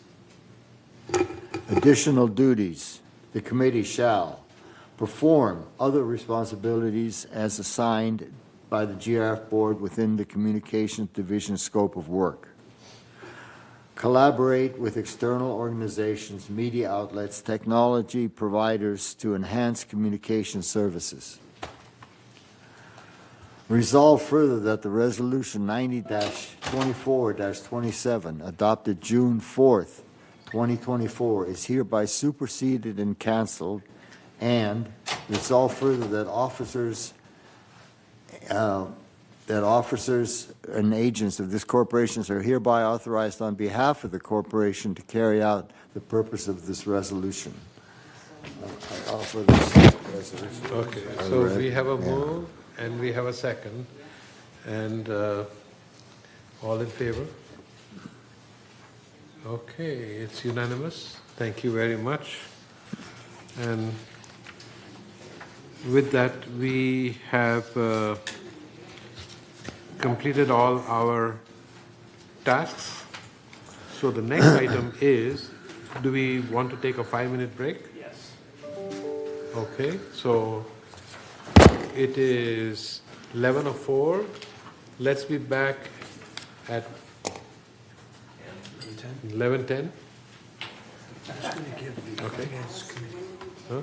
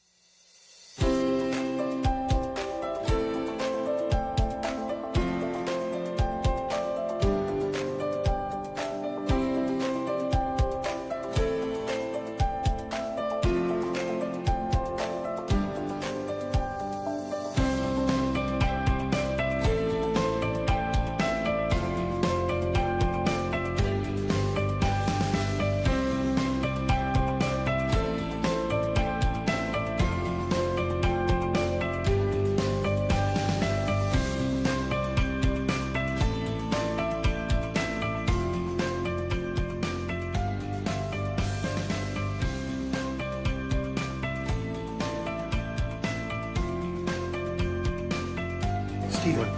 Don't take it personal. Okay, we are now at the committee reports. And the first report is from the finance report. And since Director Cohen is not here, Director Bach is going to substitute and read the report to us. Thank you, President Vada. And looking at slide 1, this first table includes all revenues and expenses for operating, reserves, and restricted funds through the reporting period of December 31st, 24. So this is a year-end, full-year report that you're looking at, the most important report of the year. GRF had net revenue of $3.2 million, with total revenue of $52.7 million, and total expense of $49.5 million. GRF was worse than budget by $262,000, with total expenses coming in better than budget by $186,000, offset by a total revenue worse than budget, a shortfall of $448,000. Slide 2, the next table displays the operating fund activities, which excludes non-operating revenues, expenses, and depreciation. This report shows an unfavorable variance, $213,000 through the reporting period, with total expenses better than budget by $258,000, offset by non-assessment revenue worse than budget by $471,000. Slide 3, this slide shows our most significant operating fund variances by category, with green bars representing good news, the favorable variances to budget, and the orange bars representing unfavorable. Favorable from the top, we had employee compensation and related was favorable by over $500,000, primarily, in general services due to various open positions. Landscape furthered the variance due to open gardener position. A partial offset to the compensation savings is found in recreation, as events and operating hours return to pre-pandemic service levels. The 2025 budget was adjusted to reflect this. Next, cable. Cable programming expenses were favorable by $445,000 due to lower rate increases than planned. The 2025 budget is flat. The variance is furthered by less subscribers to pay channels, decreasing the programming costs. The miscellaneous revenue was favorable by $348,000, primarily due to higher electric charging station revenue as a result of an increase in rates that took effect in September 2023. Additionally, clubhouse labor revenues in the Performing Arts Center were higher than budgeted due to the high number of events held by clubs in 2024. Furthermore, demand was higher for personal training and group classes at the fitness center. Materials and supply are next. Favorable by $230,000, mainly in M&C due to less materials and supplies used overall throughout the community. Impacted areas include carpentry, streets, sidewalks, and paint.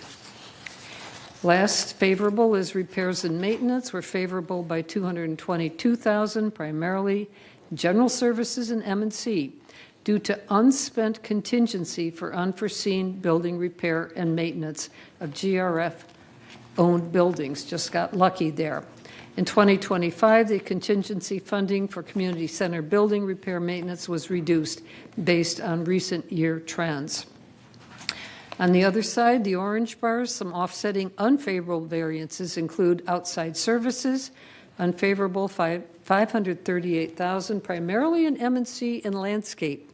Damage restoration related events were higher than anticipated in 2024.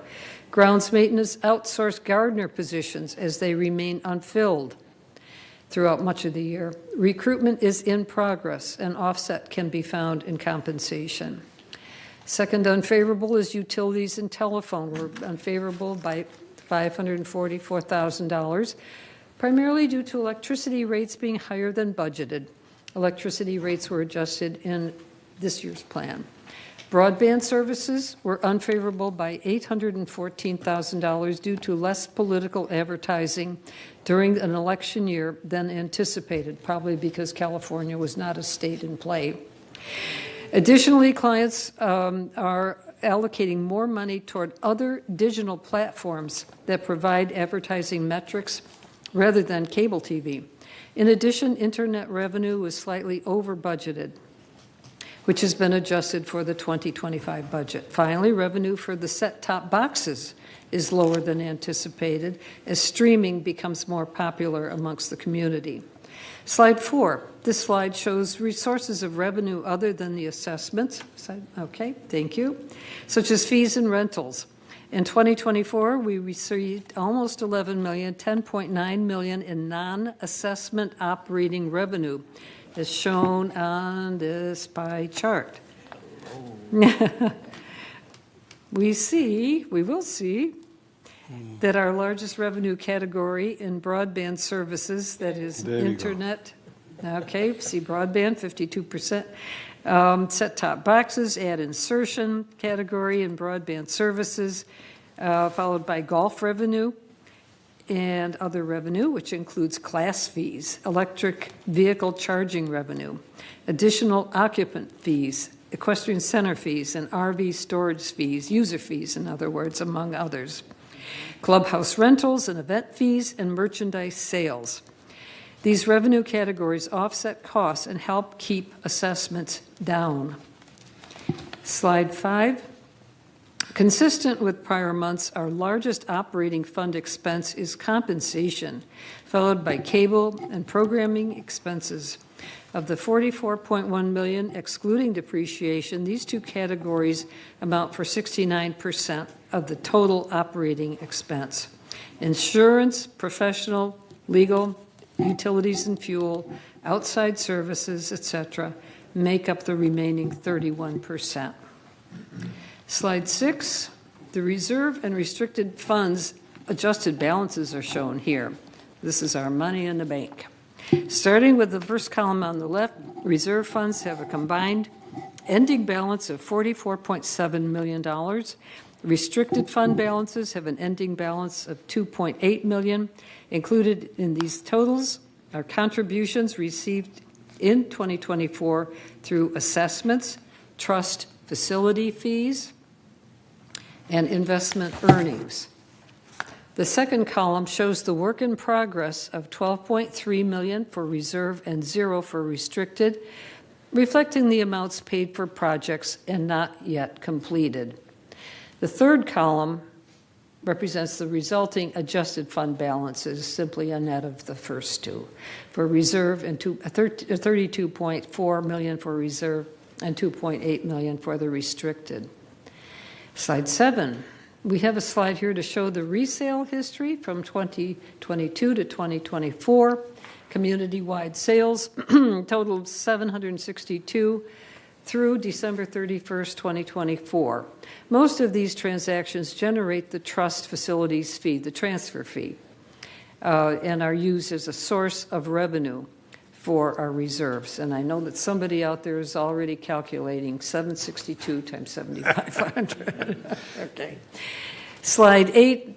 The listing on this slide gives you an idea of where the reserve money is committed. These are future planned projects.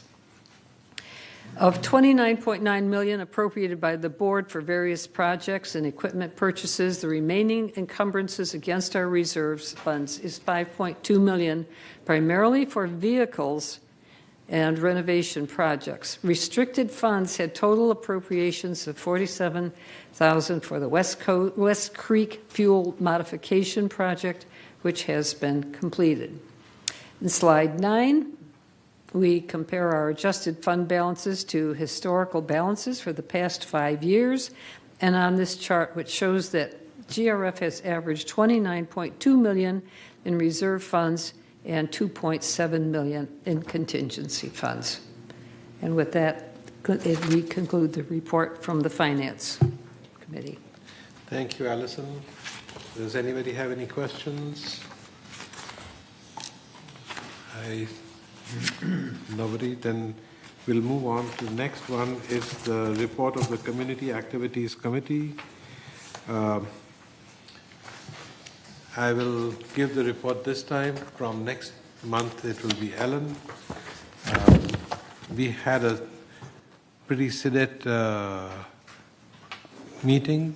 Mostly it was discussion of the capital plan, and that was the main item that was being discussed. Besides, I don't think we had any other conversation. Is that correct? No. Then the next meeting of the CSE is going to be on the boardroom on February 13, 2025 at 1:30 p.m., which is next week. Next item is report of the Landscape Committee, Director Bhada, that's me. The committee met on December 11th, 2024. Next meeting is February 12th, 2025 at 1 p.m. at the boardroom. Okay, so see you all over there. Next item is report of Maintenance and Construction Committee. Director Reinhardt, are you available? Brad? Yes, I'm available. Okay, a little louder, please. Let me see what I can do here and get the. Okay. There we go. Can we turn the volume up? Yep. So the Maintenance Construction Committee, I have not attended a meeting yet. I have had extensive conversations with Manuel, though, getting up to speed on projects, capital projects that we have listed for this coming fiscal year. Our next meeting will be Wednesday, February 12th at 9:30 in the morning in the boardroom. Okay. Next item is report of the Energy Ad Hoc Committee. Director Durst. Yes, we met at our initial meeting, and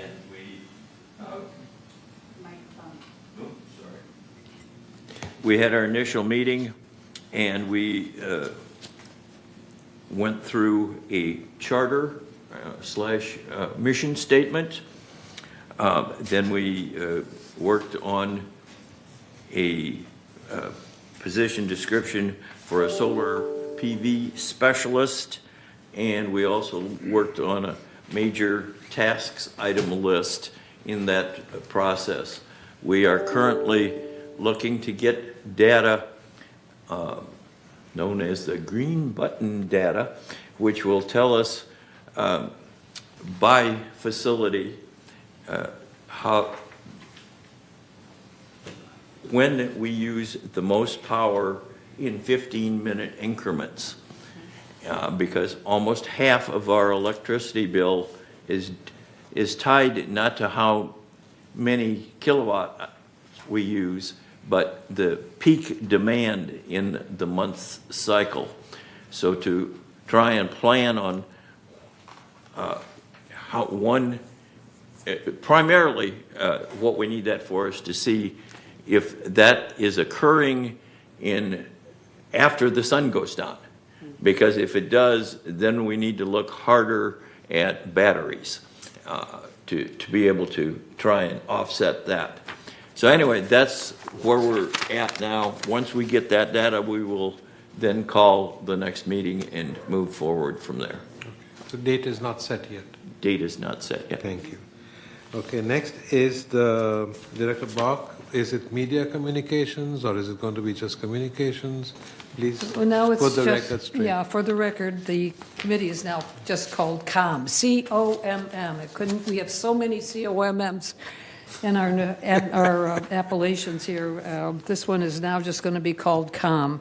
And we met January 24th. We went through the charter. We went through the huge amount of production that the department under Elise Rothrock produces, and on all different levels, reaching the community in ways that should suit absolutely everyone, whether they want to have paper and pencil or whether they want to have by the highest form of technology. So it was a productive meeting. We won't meet again.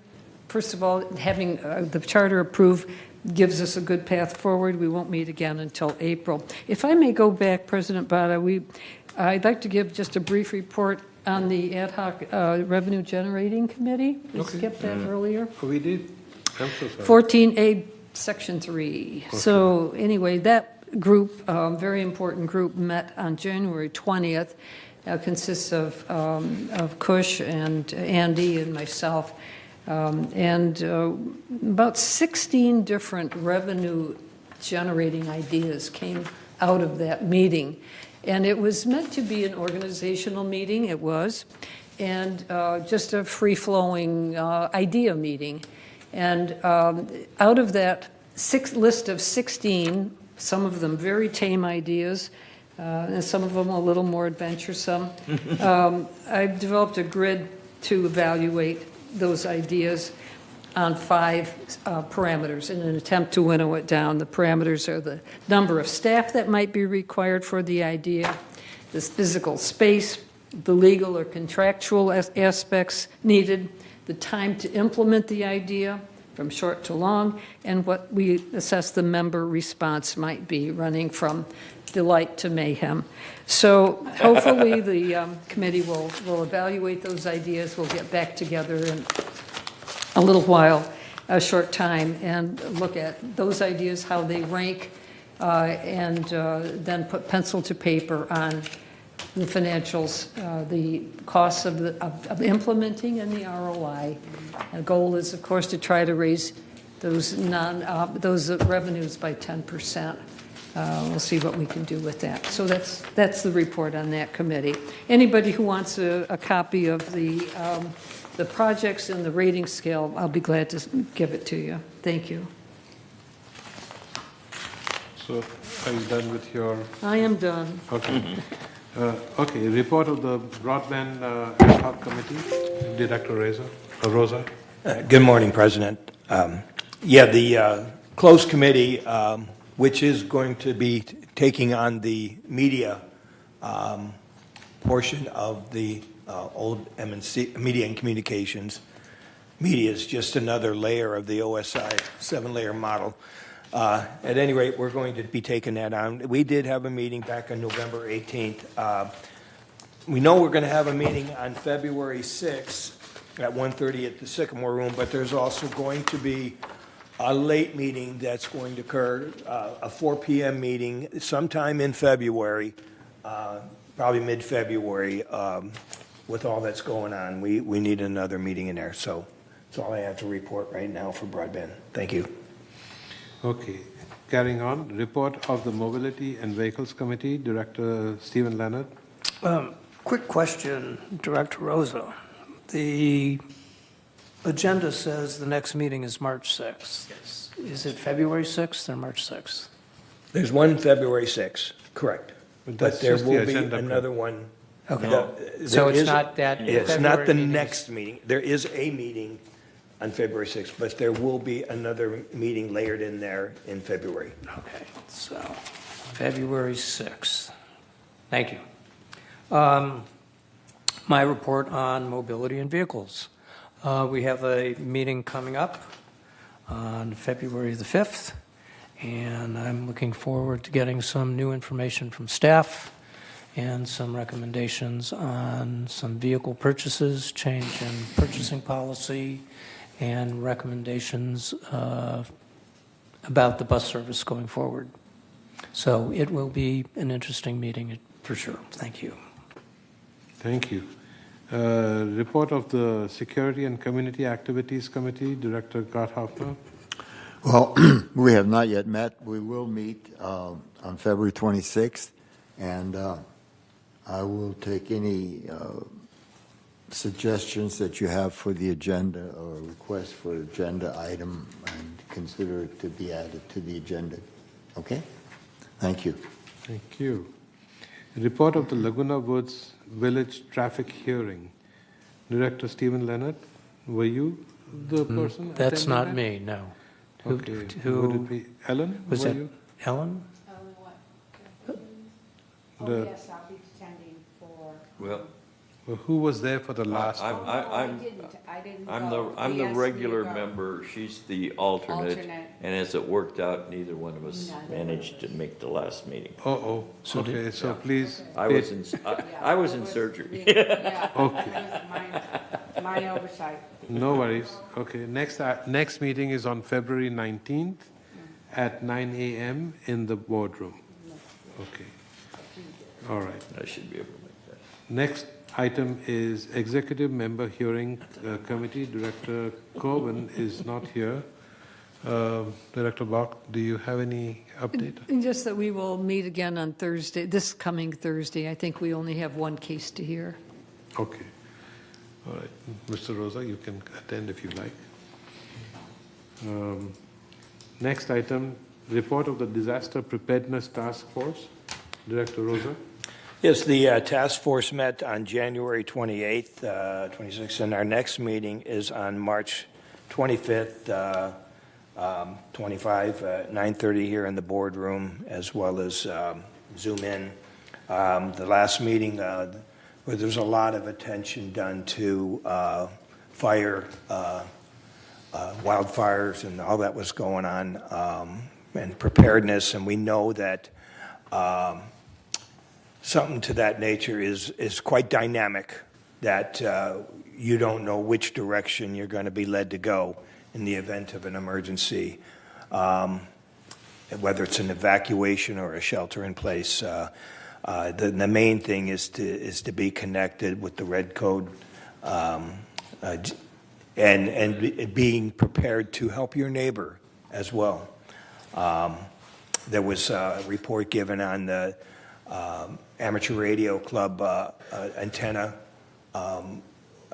installations that have been occurring at the clubhouses. They're going to test this month on at least 5 of the 7. I think they can do a preliminary test with the other 2 places in place. Clubhouse 6, I believe it is, in the Part 3.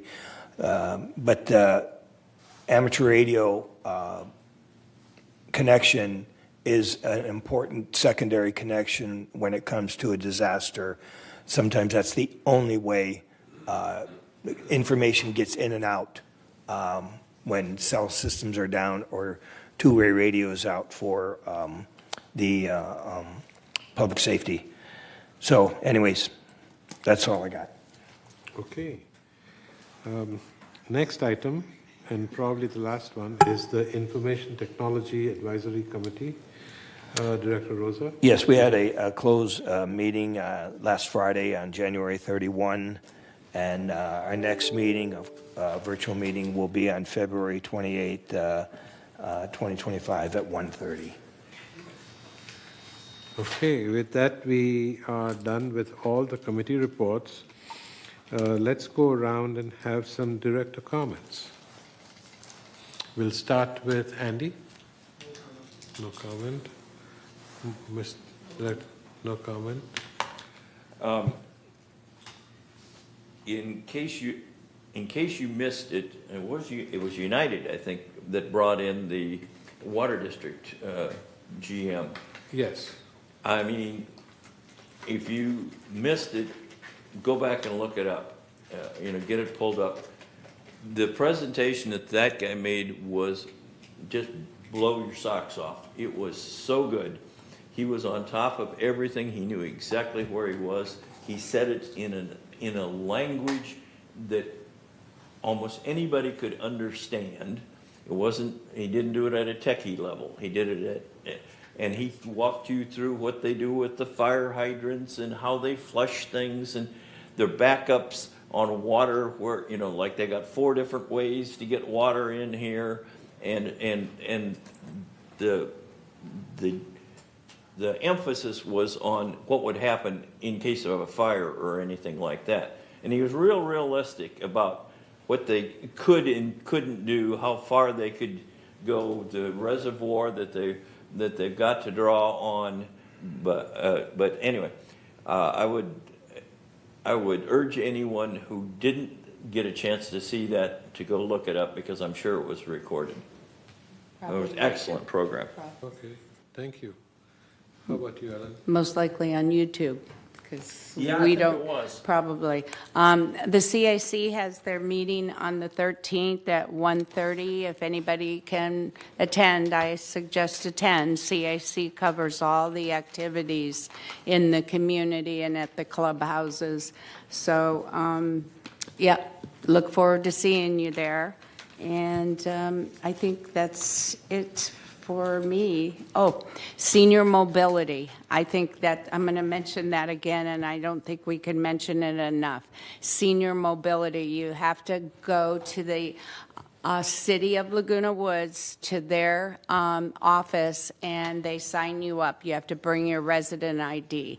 And you call them, and they'll take you to the airport. They'll take you wherever you want to go. And a lot of the areas around us are free. Thank you. I've been doing a little Reebok research. You know what Reebok research is? You know, you put your sneakers on and go look for yourself, and see what's really going on. Around the topic of handicap parking spots at the clubs, a member observed to me and asked that we look into, do we have enough handicap parking spaces around the clubs and the CC particularly, that when we have large-scale events, there's a maximum number of 12 that I found at club.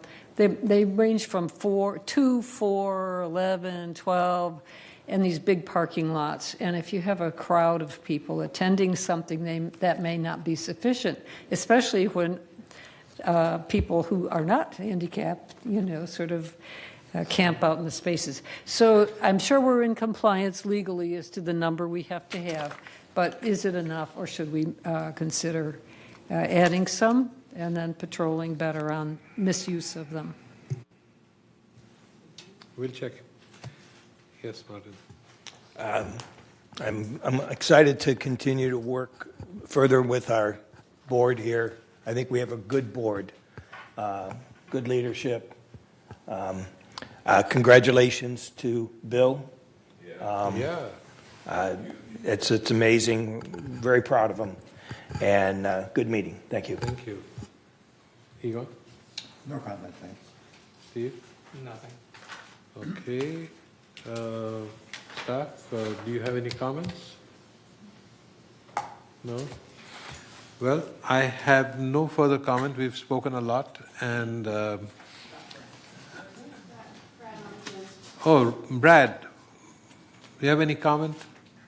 I have one comment. I heard when they talked about the OCFA not being willing to take down live trees. I think we have a unique opportunity in our village to try and protect it and enhance that protection as much as possible, especially given Santa Ana winds and wildfires that we've seen in other parts of Southern California. The one area that I've had particular trouble with is, since I live over by Ridge Route, the fact that we have a large overgrown tree line on inside the wall, a large overgrown tree line outside the wall that's adjacent to above ground power lines. So I had recommended to Kurt that we look at asking OCTA to remove the tree line on the outside of the wall, considering they could look at our tree line, which is on the inside of the wall. But if they're not willing to do that, I mean, the other suggestion is to look at what it would cost and request that they move those power lines underground. And I haven't looked at our entire perimeter, but I think as we go through this fire assessment in March, we need to do it, and we need to have common sense, and we need to push back on them telling us that everything's just fine. Because I personally don't feel like everything's just fine in my small area, and I'm sure there's other people that feel that way as well. We need to have a more robust view and defense of our neighborhood. Thank you. Thank you, Brad. With that, we come to the end of our, let's look over here. So we recess now for our closed session, and we'll be back at 12:30? No, make it 12:15. 12:15, okay. Whatever you say. Thank you. 22. It's 11:39, so it's 11:40.